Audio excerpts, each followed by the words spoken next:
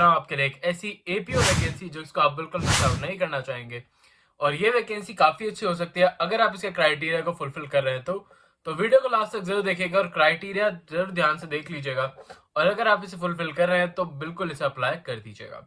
पर आगे बढ़ने से पहले हेलो वेलकम और स्वागत है आप सबका मेरी एक नई वीडियो में लेकर आऊँ बहुत ही अच्छी वैकेंसी फॉर द लॉयर्स। और ये वैकेंसी होने वाली है आपकी एम्प्लॉय प्रोविडेंट फंड ऑर्गेनाइजेशन में। और ये काफी अच्छी वैकेंसी हो सकती है आप सबके लिए क्योंकि एक एपीओ की वैकेंसी होने वाली है जिसमें आपकी गवर्नमेंट वैकेंसी है, साथ ही साथ आपको जो पे स्केल है वो भी काफी अच्छा देखने को मिलने वाला है। तो इसका पे स्केल आपको पर केस के रिलेटेड आपको मिलेगा। तो हम आगे चल के डिस्कस करेंगे कि क्या रेट होता है और क्या प्राइस होता है आपका, क्या आपको पे करा जाता है फॉर द पर केस रिलेटेड। साथ ही साथ आपको और भी काफी सारे एक्स्ट्रा अलाउंसेस भी पे होंगे, तो वो भी हम आगे चल के देखने वाले हैं। तो चलिए देखते हैं इस वैकेंसी की तरफ। जैसे कि आप देख सकते हैं honourable high court of Madras में आपका ये पोस्टिंग कराई जाएगी। साथ ही साथ आपका सीएटी ब्रांच ऑफ मद्रास, आपका सीजीआईटी ब्रांच ऑफ मद्रास और एनसीएलटी ब्रांच ऑफ मद्रास में आपकी पोस्टिंग कराई जा सकती है। तो ये काफी आपके अलग अलग डिपार्टमेंट में आपकी वैकेंसी निकाली गई है। और आपको इन सारी वैकेंसीज का पार्ट आप कैसे बनेंगे उसके बारे में आपको आज स्टार्टिंग में ही बता देता हूँ। तो यहाँ पर इनका एड्रेस दे रखा है जो कि additional central provident fund commissioner का एम्प्लॉय प्रोविडेंट फंड ऑर्गेनाइजेशन आपका। तो यहाँ पर आपको पोस्ट ऑफिस नंबर भी दे रखा है जिसमें 3875 नंबर आपको दे रखा है। यहाँ पे आपको पिन कोड के साथ ये एड्रेस पे अपने सारे डॉक्यूमेंट्स आपको प्रिंट आउट करके फॉर्म भरना होगा पहले तो, जो कि एनेक्चर 1 और एनेक्चर 2 होने वाला है, जिसके बारे में आगे चल के आपको बताऊंगा। और कैसे आप उसे भरेंगे और क्या क्या आपको उसमें लगाने होंगे डिटेल्स, उसके बारे में हम आगे चल के डिस्कस करने वाले हैं। और उसका आपको एक एनवलप बनाना होगा, अपने सारे डॉक्यूमेंट्स जो भी उसको मांगे गए उसको सेल्फ अटेस्ट करना होगा और उसके बाद भेजना होगा इस एड्रेस पे। साथ ही साथ आपको उसके ऊपर यह भी लिखना होगा application for the employment of the advocate for high court NCLT और location at Madras and other district and lower courts. और ये सारी डिटेल्स लिखने के बाद आपको अपना नेम लिखना होगा और इसको भेज देना होगा। और इसकी लास्ट डेट होने वाली है आपकी 14 मार्च 2025 की। तो उससे पहले आपको इसको भेज देना है। तो इस बात का ध्यान भी जरूर रखिएगा कि टाइमली बेसिस पर आप इसे भेज दें। अब आगे चल के हम डिस्कस करते हैं इसमें कि क्या क्राइटेरिया आपको दे रखा है और कैसे आप इसका पार्ट बन पाएंगे। बट उससे पहले एक इंपॉर्टेंट डिटेल की आगे अगर अभी तक आपने इस चैनल को सब्सक्राइब नहीं करा तो अभी के अभी सब्सक्राइब कर लीजिए और साथ ही साथ बेल आइकन में प्रेस आउट कर लीजिएगा सो दैट आप अपडेटेड वीडियो टाइमली बेसिस पे देख पाए और उन्हें मिस आउट ना कर दें। और अभी वीडियो को लाइक भी कर दीजिए, हम इस वीडियो पर रख रहे हैं आपका 50 लाइक्स का गोल, तो उसे जल्दी जल्दी पूरा कर दीजिएगा। चलिए बढ़ते हैं वीडियो में आगे की तरफ। तो यहाँ पे आप देख सकते हैं इनके ऑफिशियल वेबसाइट पे आप जाकर यहाँ पे सारे डॉक्यूमेंट्स को डाउनलोड कर सकते हैं।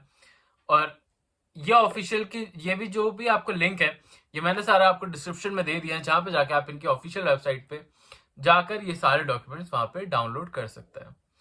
अब देख लेते हैं इसमें आपको एलिजिबिलिटी पार्ट में क्या क्या दे रखा है। तो पहले हम देख लेते हैं क्वालिफिकेशन। तो यहाँ पे आप देख सकते हैं कि कोई भी लॉ फर्म या फिर कोई इंडिविजुअल लॉयर दोनों ही इस वैकेंसी को भर सकते हैं और इसका पार्ट बन सकते हैं। साथ ही साथ अगर आप एक एडवोकेट है जिसके पास अपनी डिग्री और वो रिकॉग्नाइज यूनिवर्सिटी के साथ है तो वो इस वैकेंसी को बिल्कुल भर सकता है। तो आपको इसमें बीएलएलबी या फिर एलएलबी करी हुई होनी चाहिए और साथ ही साथ आपका एनरोलमेंट भी हुआ होना चाहिए। और अगर हम आगे चल के बात करें तो इसमें एक्सपीरियंस लेवल कितना मांगा गया उसके बारे में भी कुछ डिस्कशन कर लेता है। तो अगर आप एक एडवोकेट है और आपके पास 7 इयर्स का एक्सपीरियंस है हाई कोर्ट या फिर किसी भी अदर कोर्ट में और आपके पास लिटिगेशन लेवल ऑफ एक्सपीरियंस है तो आप इसके लिए काफी अच्छे एक्सपेक्टेड कैंडिडेट बन जाते हैं। साथ ही साथ अगर आपको एनसीएलटी में मिनिमम 10 इयर्स का एक्सपीरियंस है तो भी आप इनके लिए एक डिजायरेबल कैंडिडेट बन जाएंगे।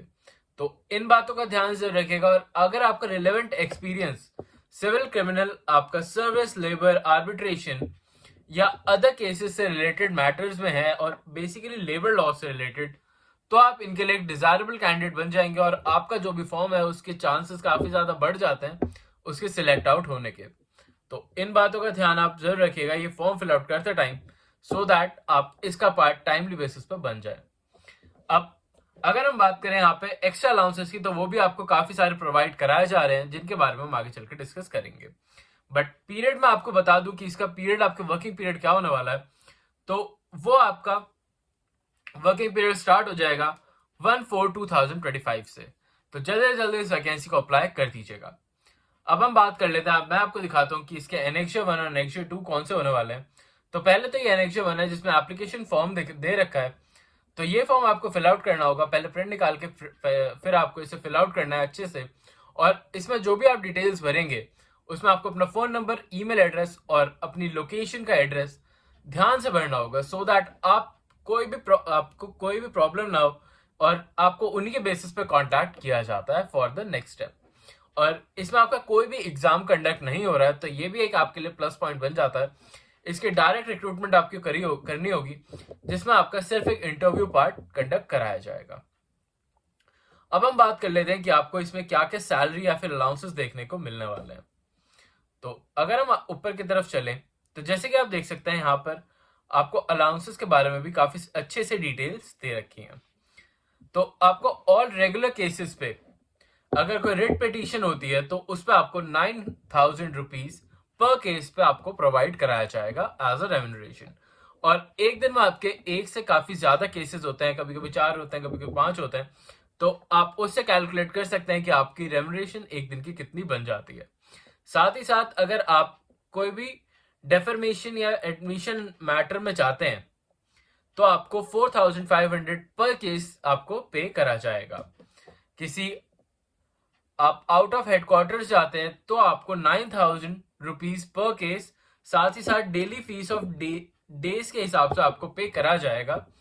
आपको कन्वीनियंस चार्जेस भी पे करे जाएंगे फॉर द लोकल जर्नी के लिए, वो होने वाला है 1,500 रुपीज। आपको ड्राफ्टिंग के लिए 3,000 रुपीज पर केस भी पे करा जाएगा, और आपको अगर ड्राफ्टिंग रिटर्न सबमिशन करनी है तो भी उसके लिए आपको 3,000 रुपीज एक्स्ट्रा पे करे जा रहे हैं। तो अगर आप इन सारी डिटेल्स को मिलाते भी हैं तो आपके इन एन एवरेज आपको 20 to 30,000 आपका एक दिन का आपका रेम्यूनरेशन होने वाला है इस वैकेंसी के लिए।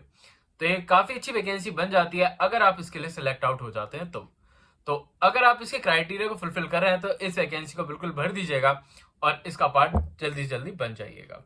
इसमें और भी काफी सारे अलाउंसेस दे रखे हैं, जैसे कि अगर आप रेगुलर अपीयरेंसेस करते हैं और अपील करते हैं और किसी रिट पिटीशन के लिए जाते हैं आप, तो आपको 13,500 रुपीज पर केस का आपको पे करा जा रहा है।